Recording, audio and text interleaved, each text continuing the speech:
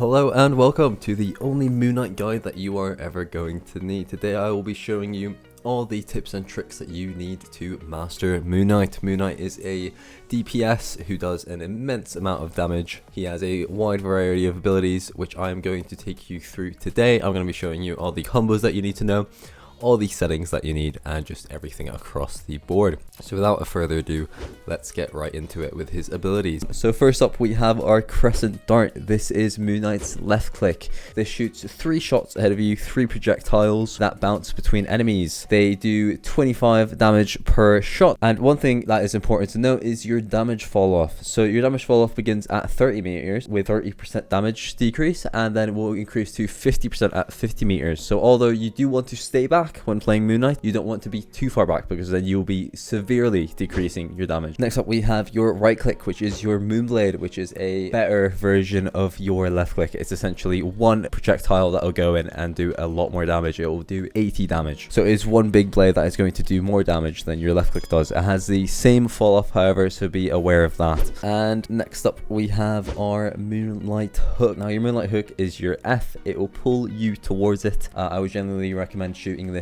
beneath your feet or slightly ahead of you. That will give you the maximum amount of lift, which from there you can use Moon Knight's ability Rising Leap, which allows you to double jump, which will get you an incredible amount of air time. Now Moon Knight is very good with moving vertically, however horizontally he is not that strong. Of course your hook could be used to move horizontally, but even with that you're not going to be moving very far. However, you do have your shift, which is your Night Glider, which as you can see here will let you glide around the map. But next up for his damage abilities we have the Ancient Ankh. Now this is probably your most important ability. This will shoot down a little tower that will pull the enemies from within a 5-meter radius into it, dealing 20 damage to each one. However, the most important thing to note with this is the fact that you can shoot the Ankh with your left and right click, and it will work as something to bounce off. Means it will go onto the Ankh and then it will launch out at your enemies. And then lastly we have Moon Knight's ultimate, which is the Hand of Khonshu. This is a big AoE attack that launches down 10 hits in a 6-meter radius, each doing 75 damage. And then moving on from our abilities we have our team up. Now your team up with Moon Knight is Cloak and Dagger. Cloak and Dagger will allow you to put down a little radius which will make you invisible, which is very good for shooting onto your Ankh, because you can shoot from that little invisible circle onto your Ankh without being spotted. Now how to engage with Moon Knight. Now Moon Knight is going to work best in the backline, however not too far back, as you want to be shooting onto your Ankh to do major damage. Now one thing to take note of is that your Ankh is going to work best on anything that is not a tank, because generally you're not going to be able to do enough damage to the tank to be able to kill him before he destroys the Ankh. But Moon Knight is going to want to be shooting into crowds, so you can shoot your Ankhs onto the point, or if you are getting attacked, for example, you can shoot the Ankh beneath you and hit that in order to do massive amount of damage, because you do not have a lot of horizontal movement, meaning side to side, but you can go vertically. So if someone is dive bombing you, you're going to want to shoot your Ankh beneath you, shoot onto that in hopes of killing them, because your Ankh bounce a shot up to 7 meters away from you. Now one important thing to note is your health. You do only have 250 HP, so heals are going to be vital to you. So you're going to want to be aware of your positioning on the map, because you want to be close to healer in order to get as many heals as possible, and you don't want to expose yourself. You got to remember you have your Ankh. You can be behind a corner and shoot your Ankh onto the point and then attack it from there. You do not actually have to show yourself. This is one of the better ways to get your damage output, because pretty much any hero that finds you can kill you fairly quickly, as you are very squishy. So just remember, get into good cover and then use your Ankh to be able to shoot onto the point. Now when playing Moon Knight, you're always going to want someone with you. You're going to want someone stronger with you, or you're going to want to be hidden, as I've mentioned, because Moon Knight is very squishy. Now one of your main strengths as Moon Knight is taking out either strategist or duelist. By using your Ankh you can take out 2 or 3 at a time without any issues. It's just about placing it. As you'll see, it is very easy. If you've got a tight corridor, place your Ankh down, shoot it at that, and you can take out a massive group of enemies. You can use this against tanks as well, however it probably won't work as well. But what I would do generally is, if you've got a payload, for example, you can shoot your Ankh onto the wall next to it or behind the enemy line, and if it's within 7 meters then they might not see your Ankh and then you can shoot it from there. So Ankh placement is one of the main things to focus on. This is something you're going to learn by playing with the characters, so do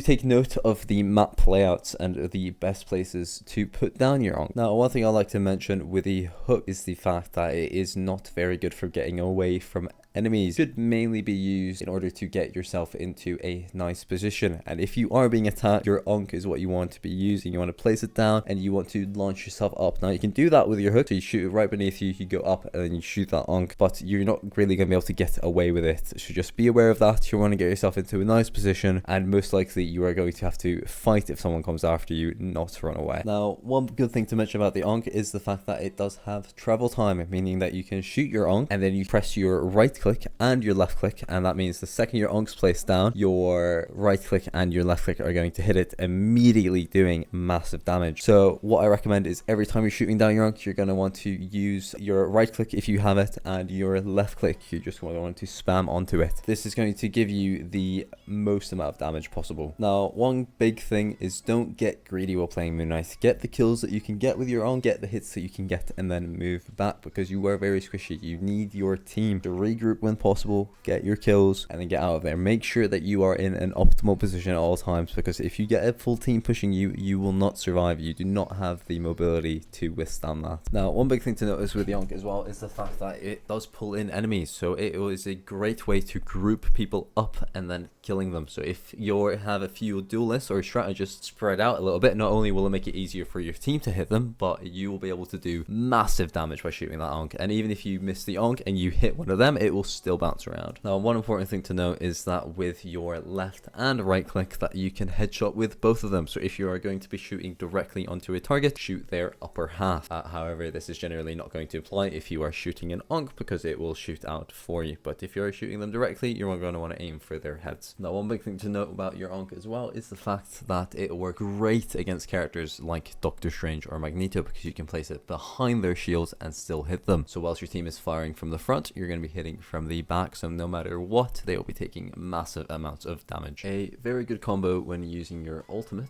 is that you want to use your ultimate alongside your Ankh, because your Ankh pulls in enemies, so you can use your Ankh to pull in the enemies and then use your ultimate onto that to do massive amounts of damage. And this also allows you to place your ultimate, get down your Ankh, and then you can use your left and right click on the Ankh to do even more damage. And this might even allow you to take out a tank with your ultimate and not just strategists and duelists. Now, one pretty major thing that I think I need to mention is the fact with the ult, you do not want to use this ult against mobile characters. Any mobile character is very easily going to be able to get away from it, and if you do use it against mobile characters, you want it to be in an enclosed area. This ultimate is good for getting people away from a payload or an objective, but if you actually want to be getting kills, then you should be using it against slower characters, so your healers and everything like that. You don't want to be using it against your Spider-Man and your Venoms, because they are going to be able to fly away. You don't want to be using it against your Star-Lords. So keep it in mind, you want to use this in either smaller corridors where they're not going to be able to move anywhere to clear a payload or to clear an objective. And if you want to get kills, then make sure that you are using it against the right targets. Now, one thing I do think is worth mentioning is the fact that you do have a melee attack with your V that will lead up to a final combo. However, your melee attack doesn't do enough damage for it to be worth using, so if you're going to do anything,